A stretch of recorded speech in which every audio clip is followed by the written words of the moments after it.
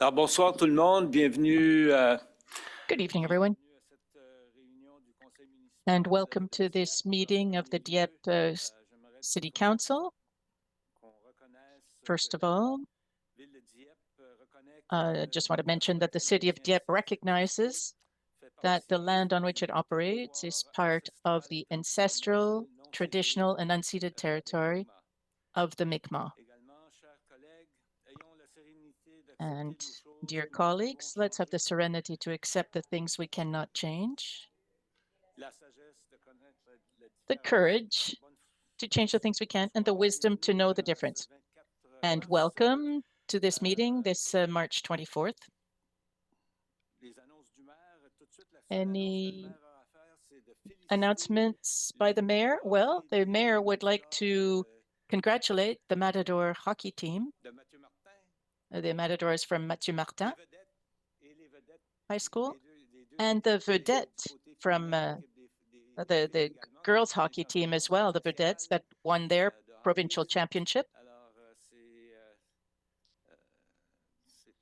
That was great for our youth, and I know that their coach was particularly delighted with the results.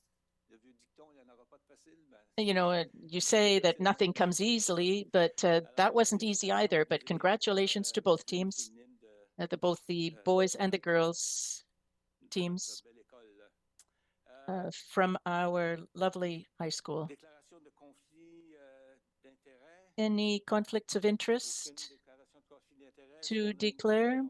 No?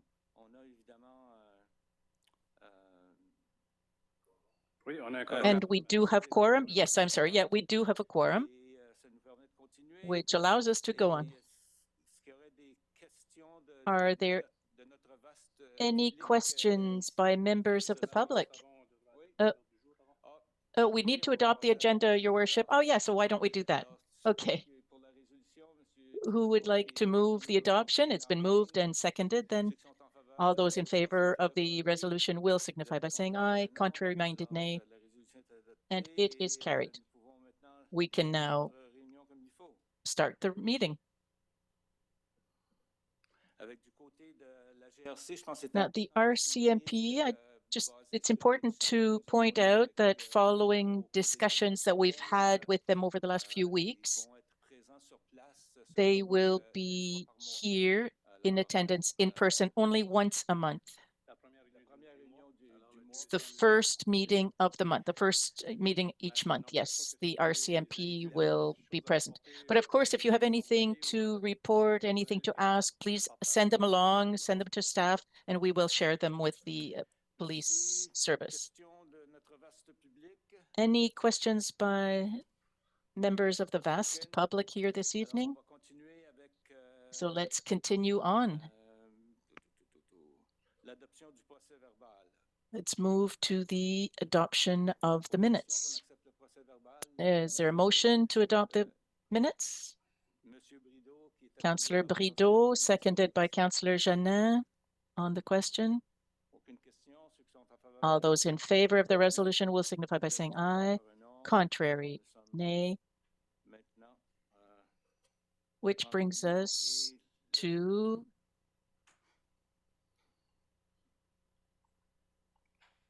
This brings us to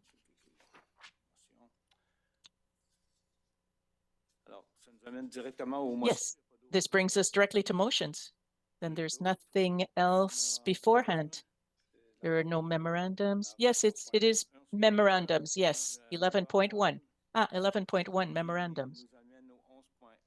Okay, so we're at 11.1, environmental management. Mr. Melanson.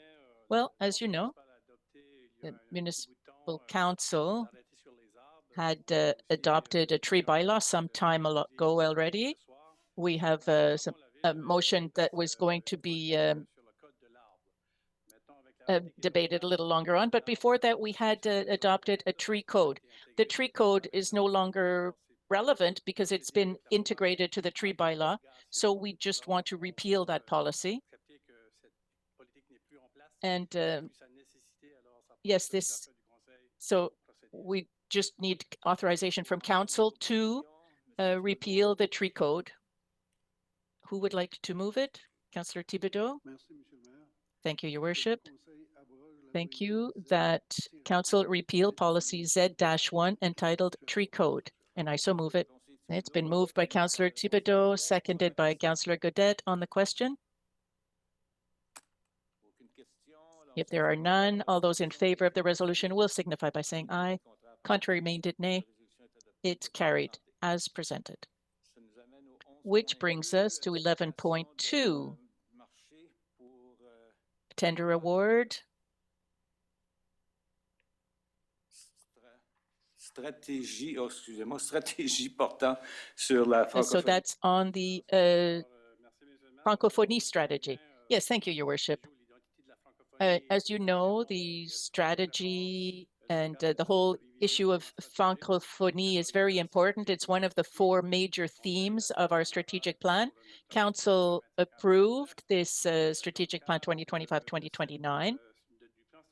And within the strategic plan, one of the actions was to make sure that Dieppe shines as a Francophone Acadian city and that it promotes its diversity, and it will be achieved this through an action plan and a strategy, and it wants to support vitality and the sustainability of the French while promoting cultural diversity, to define the Acadian identity and the elements that have to be put forth by the municipality to make sure the Acadian culture shines, to add value to the status of the Francophone city of Dieppe, to offer opportunities to learn French for the non-Francophone community, and to identify partners and sources of funding. So we're going to, in order to do this, we've asked for assistance. It was by a firm of consultants. 6 different consultants were invited to submit projects and proposals. We received 2 submissions, and after an assessment by staff, we recommend that Vignola Stratégie Incorporée be awarded the contract to work with the city and for an amount of $125,000. It's already in the budget, and this is staff recommendation. Who would like to read the resolution?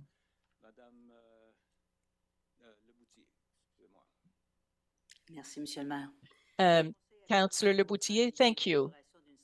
That Council award the contract for development of a strategy and action plan that promotes the development of an environment conducive to the vitality of the French language to Vignola Stratégie Inc.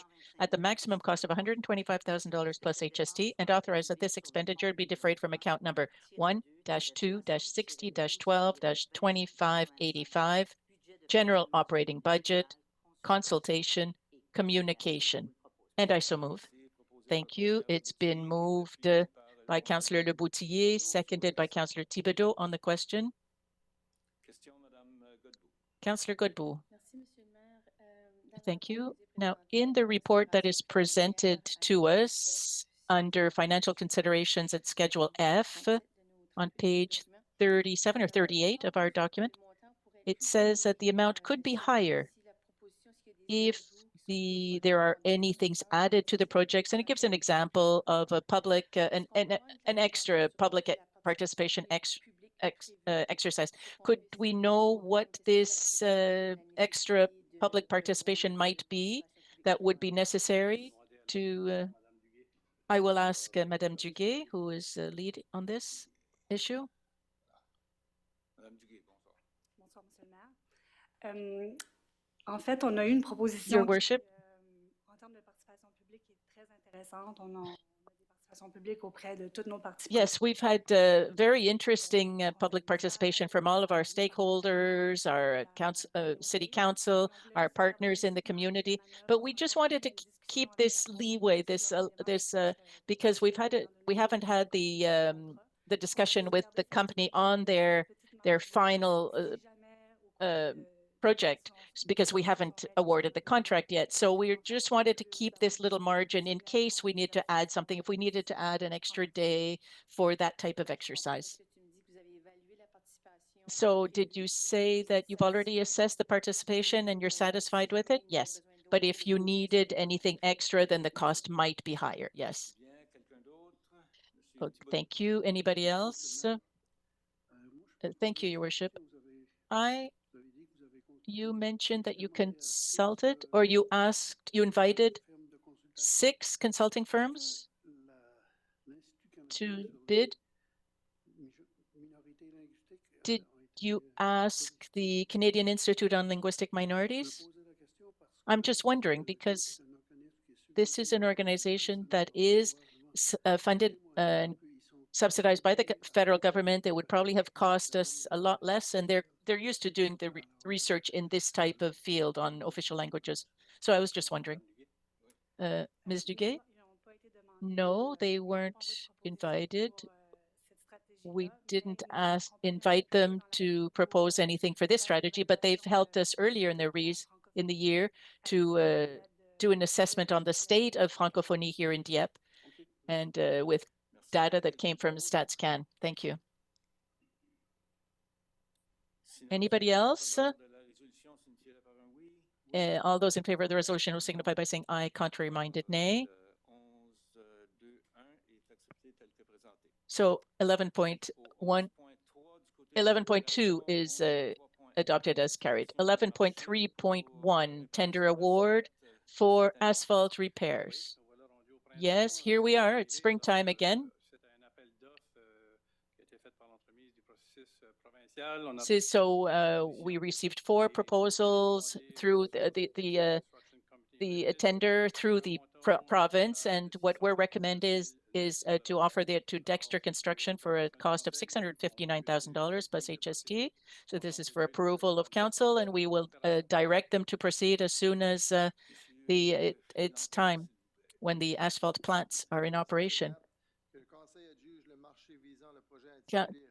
Councillor Lantin to read. Thank you. That council award the tender for the project entitled 2025 Asphalt Repairs to the lowest bidder, Dexter Construction Company Limited, at the cost of $659,000 plus HST, and authorize that this expenditure be defrayed from the general operating budget and the water and sewer operating budget accounts listed in the memorandum relating to said project dated March 14th, 2025. And I so move. Thank you. Moved by Councillor Lantin, seconded by Councillor Brideau on the question. If there are none, all those in favor will signify by saying aye. Contrary, nay. It's carried as presented. 12.1, 12.11, it's the tree bylaw, Mr. Melançon. Yes, so with your authorization, Your Worship, I will ask Alexandre Truchon-Savard, the director, to just summarize the 8 elements that have been added or reviewed or changed in the tree bylaw.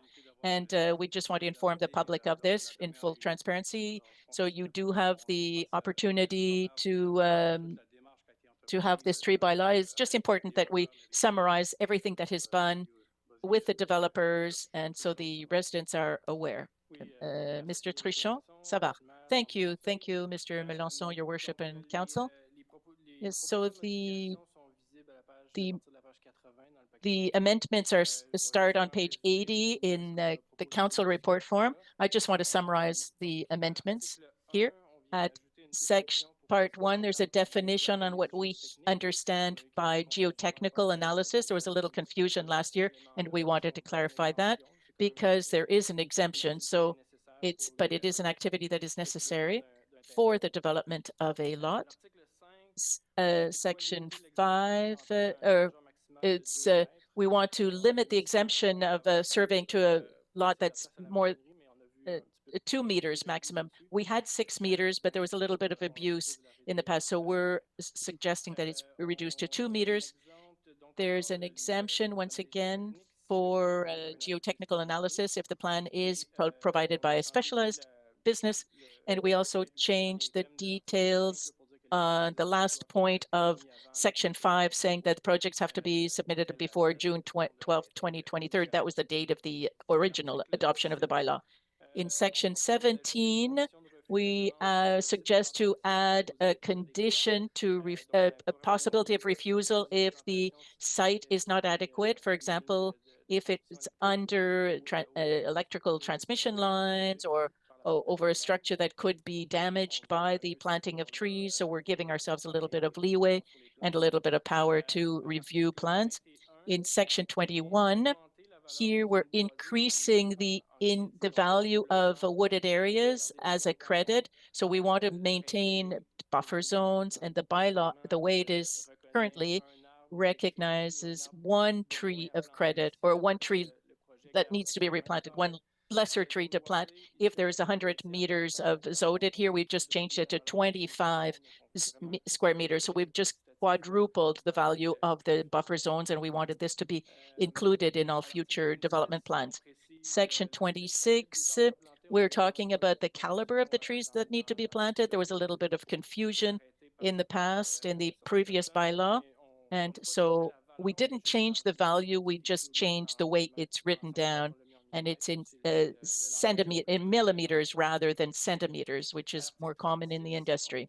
In section 36, it states that there's a deposit is necessary to protect trees around close to the project. We already did it, but it's a way to if all of the work just affect a certain part of a lot, we just clarified the interpretation so that there's no misinterpretation here. We just clarified that because otherwise we needed deposits that were calculated based on the whole surface area. And is section 37, this is a big change. We added an alternative to financial compensation. If it's not possible to replant on a site, if the site is too small, normally we would have proposed to plant somewhere else, but in this time, we're going to take a financial compensation, which is re-injected into the planting of public trees. Now, developers don't like to do that, so we're proposing that if the project does include an environmental element, such as a retention pond or something that goes over and above the minimum standards required by the city, we're ready to remove this, to exempt the developer from this financial compensation if there's another environmental element that has a value added. And in section 40, for under fines, there is a component in which fines could be recognized. In the past, the fine was determined by tree or by violation, but in this case, if it's a big lot, we don't have to cut the number of tree stumps, but rather based on the square meters that were clear cut illegally. So those are the amendments. Thank you. And Your Worship, there was a public meeting, and one of the developers requested if we could push back the date for the introduction of this, and staff did a detailed evaluation on alternatives. And following the evaluation with all of the services, the departments and finance, it was determined that the best opportunity, the only opportunity to allow us to continue to act if there was no tree planting, it's at the time that it's stated currently. So the deposit we recommend that we maintain the date as it stands for the deposit for the planting of trees. So those are the changes. And so now it's up to council to ask questions or to make suggestions. And if there are any other amendments, well, then we need a mover and a seconder in order to consider it. And this is for first and second reading. So we still have time to bring about other amendments if necessary, because today is just first and second reading. So it would allow us to bring your comments to make sure that there's nothing compromising in the other sections of the bylaw. So this evening, if you're comfortable with it, that's great. But if you have anything else to suggest, we're here to listen. Thank you. That said, any questions from council? Councillor Lantaigne. At the last meeting, I had asked if it were possible to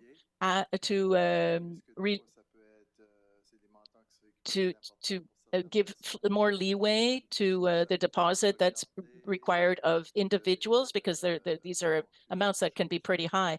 Did you look at that, and did you conclude anything on this? Yeah, we looked at the case that you mentioned, and when an individual has to make a deposit, a very high deposit, it's because the tree is not to be cut, is not considered as being dangerous, in bad state, or dying, or sick. So that's where we use the ratio. Either it's that's where the deposits come in, and this is the lever that we have to try and encourage people to protect their trees, to keep them up rather than cutting them, and to replace them by 1 or 4 or 5 trees. And so if the deposit is there, if they decide to cut a tree that is considered healthy, well, the deposit is there to make sure that they will plant their 4 or 5 trees. We've discussed it with other cities where the deposits weren't quite as high. And first of all, their regulations date from a lot longer ago than ours, so the value of trees might not have been as high at the time. Today, we know that a tree is more than $500 or $600 if you have it planted by somebody else. So lowering that value would put us at risk. People would just leave their deposit and not replant. So that's what we came to as a conclusion. Now, if you would like to propose to reduce the amount of the deposit for individuals, we could add it to the bylaw. But so in the case of a tree that is dangerous or that is sick, well, then the deposit is not required.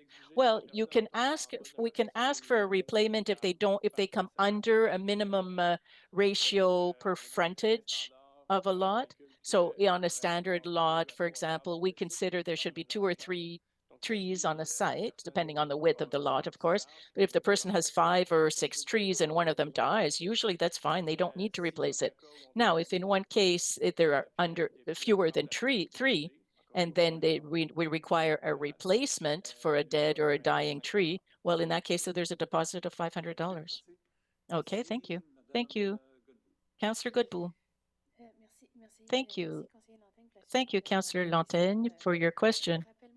Remind me, in the bylaw, does it include a maximum that can be imposed for an individual?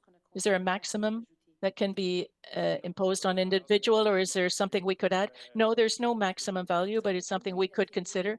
It might be a way to help in certain situations where, at one point, $5,000. Well, I mean, that's, if it's $5,000, it's representative.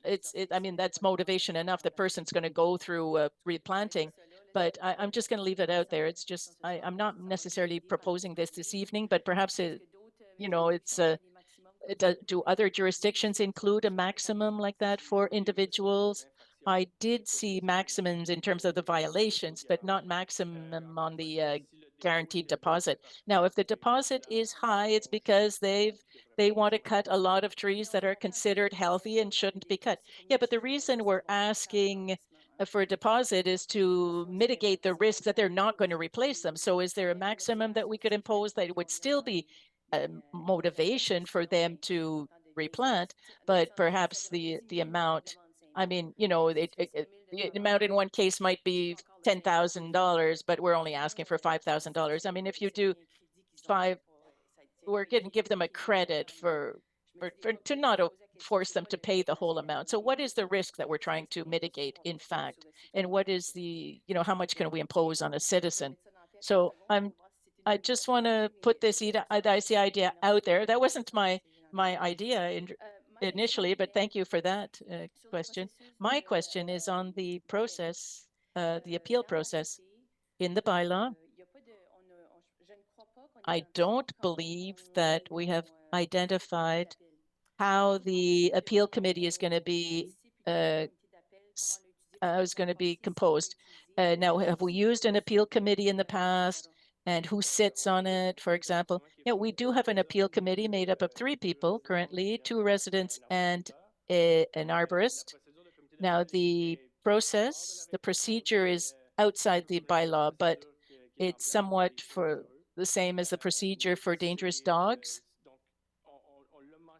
So we've mentioned it, we've offered it to different people who were debating our decision on whether a tree is healthy or not, whether it deserved to be replaced or not. But nobody, I mean, we've offered the possibility of going to appeal to a few people, but nobody has taken us up on it. So we're about to renew the mandates, the terms for the members of the appeal committee. In June, we're going to come back with some candidates. Well, one improvement to the bylaw might be to include something on the makeup of the committee to make sure that there's a citizen representation. I know that's the intention, but I know we just repealed a policy, but in that policy had that just there was a representative of a councillor, but it made sure that there was a citizen representative in the process. And I think in today's context, people want to see representation, representative of the cities in their governance. So I'd like to see that the makeup of the committee, the appeal committee, be defined in the bylaw to include at least one citizen representative. It's in the policy of the appeal committee to have 3 citizens. Well, currently it's 2 citizens, 1 arborist. It's already in the policy, but we've only been able to recruit two citizens, but it's 3 are in the terms of residence. Well, for me, the bylaw, it should be in the bylaw because the policy is discretionary, can be changed, but it should be in the bylaw, and it should state that we have citizens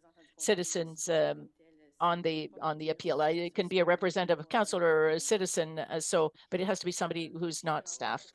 And I can move it if you like. If you'd like to look at it, yeah, we'll check. We'll see if but if the bylaw is the best place to put it. We have other committees like this that represent the interest. Yeah, but there's already a committee the committee is already included in the bylaw, but I'm talking about the makeup of the committee. Yes, but that could be included in the policy also. We'll see where we're at. We'll see what the best place is to include it.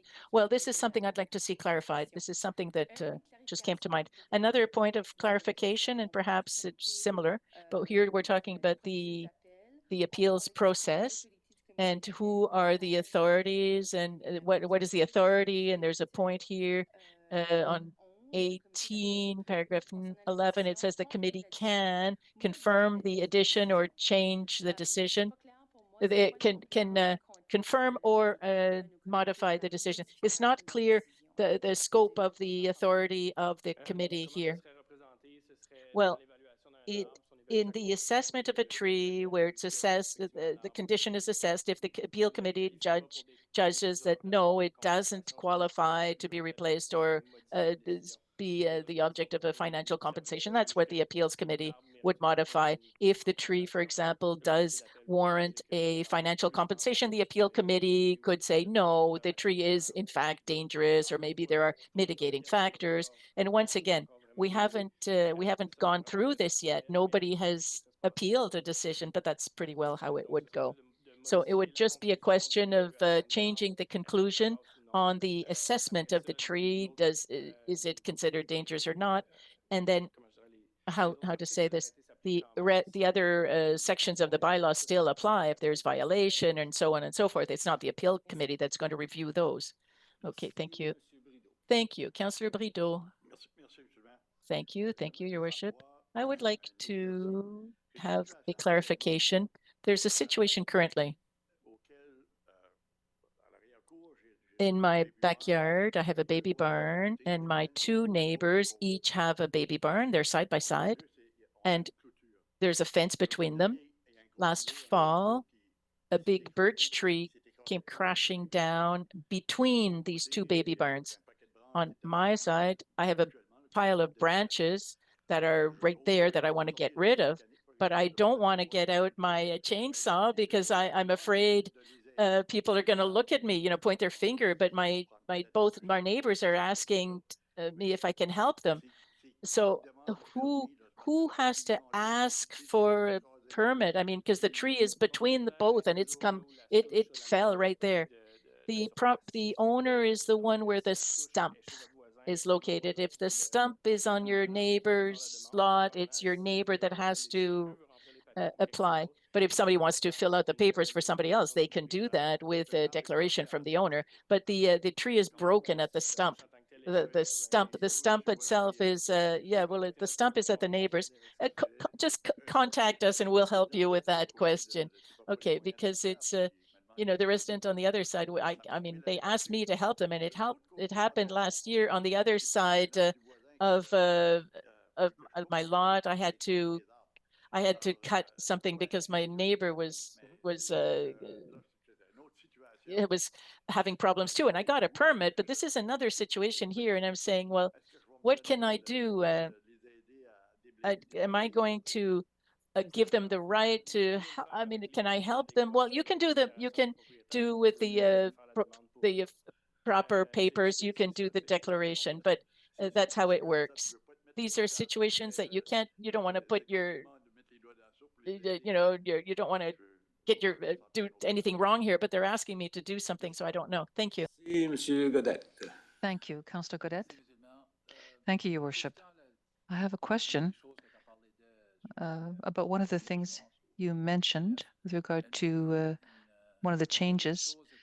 And you said if you didn't have enough room to put trees or to plant trees on the property, or you could credit them with a retention pond or something. So, for example, with row houses where there are 4 of them, what is the minimum? And I should know, but I don't know how many trees by townhouse. 1 as a base. If there are trees of interest that need to be replaced because they're going to be cut down, then there's a higher ratio of replacement, and it varies if there were already trees of interest on that property. Well, I think it's bizarre if you have the same type of situation where you can't put a tree on it. So it's like encouraging developers to get away with it. So we should be able to at least put 1 tree close to a house or a row house. You can't put a tree on something, maybe we're accepting plans that we shouldn't be. Anyway, I think this is going to be useful for developments in city center where we have densification, require a tree per unit, but we don't necessarily have the place to plant it. So we're looking at $30,000 or $40,000 worth of planting trees that the developer wouldn't want to let go. So if there was a retention pond, or they wanted to put trees in the parking area, for example, then we could deal with that. It's just the way it's written. I was thinking by way of example of these row houses or duplexes where you don't really have a place to plant a tree. So that wouldn't work. That's just the point that I wanted to raise. Thank you. Any further questions? Let's move on to first reading. Would someone so move? There aren't any movers or seconders yet, Your Worship. I guess I'm putting the cart before the horse. So Councillor Thibodeau, sorry, seconded by Councillor Genet on the question, moves first reading. You might read the title by title alone.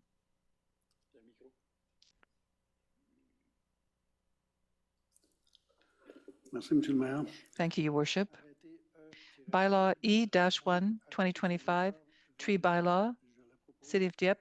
I so move that it be read for the first time by title alone. Thank you. Moved by Councillor Thibodeau, seconded by Councillor Genet on the question. No further questions. All those in favor will say aye. Against, nay. The motion is carried. And for second reading, once again by title alone, Councillor Thibodeau. Thank you, Your Worship. Bylaw E-1, 2025, tree bylaw, City of Dieppe. I move that it be read a second time by title alone.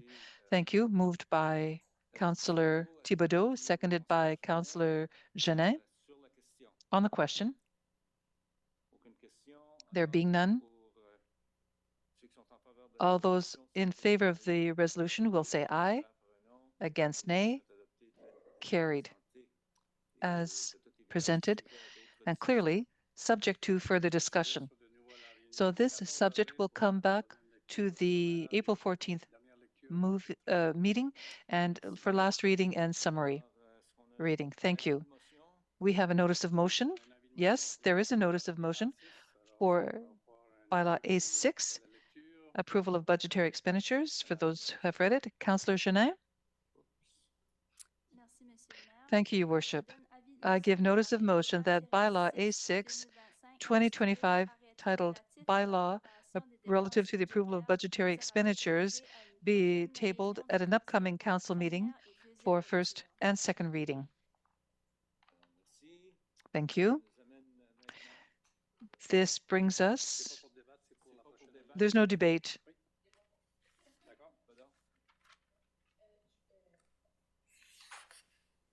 Merci. Thank you. L'avis de motion. This notice of motion, I simply want to know, would this notice of motion take into consideration the items raised by councillors at the February 18th meeting or not? I can look, Mr. Thériault, I'm looking at Mr. Thériault to make sure that they were taken into consideration. I had made some specific comments at that time that I wanted to see included in this notice of motion. So I wanted to know if that had been taken into consideration or not. By memory, could you be more specific? I can, but I don't want to debate it tonight.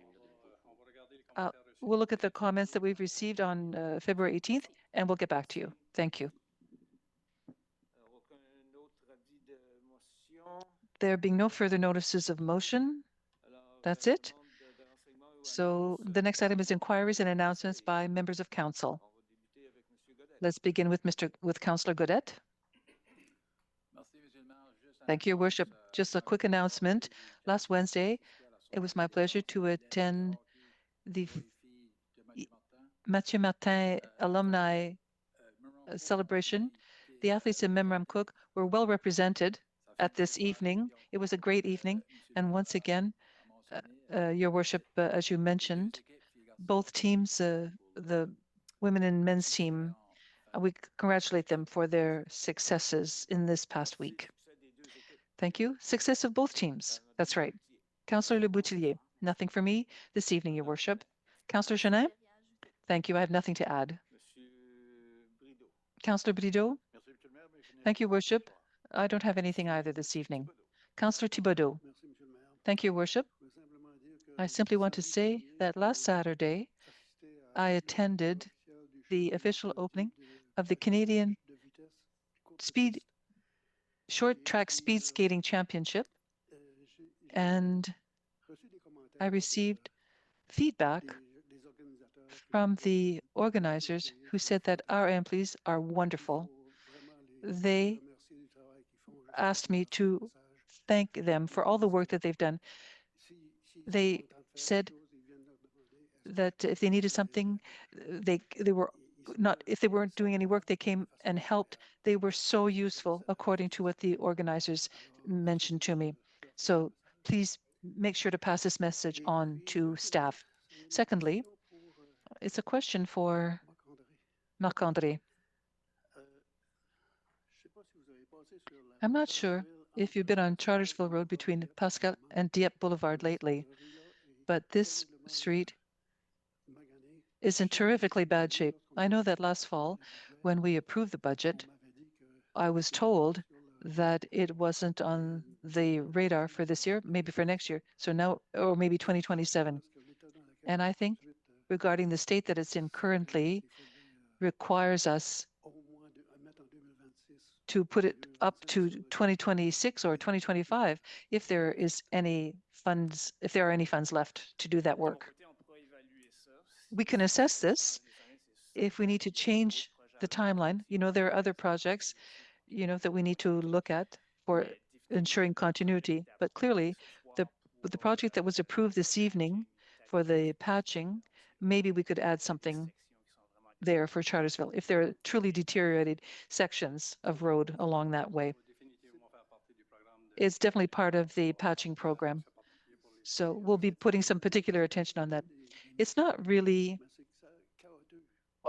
potholes, but you know, there's a lot of bumpy road there, and when you go over it, your car is moving. So that's it for me this evening, Your Worship. Thank you. Councillor Goodbout.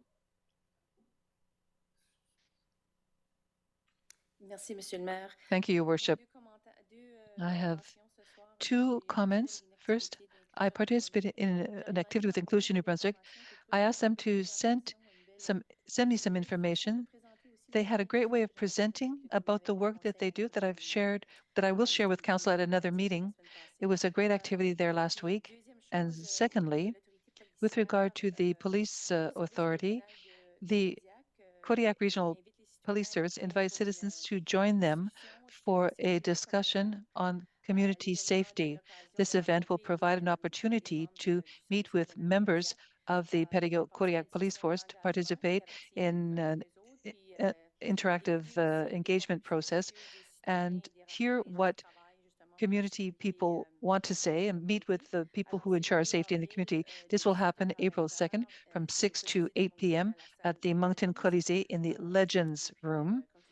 And as I said, it is a wonderful opportunity to have a discussion, put forward your interests.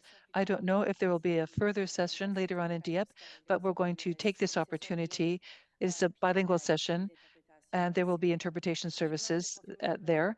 They ask to confirm your presence before a certain date, so I will send this information to the communication department and it can be shared with the community. Okay, that's it for me. Thank you. Thank you. Councillor Lantagne. Nothing from me this evening, Your Worship. Thank you. Nothing else? Let's move on. Thank you and good evening. Have a good evening, all of you.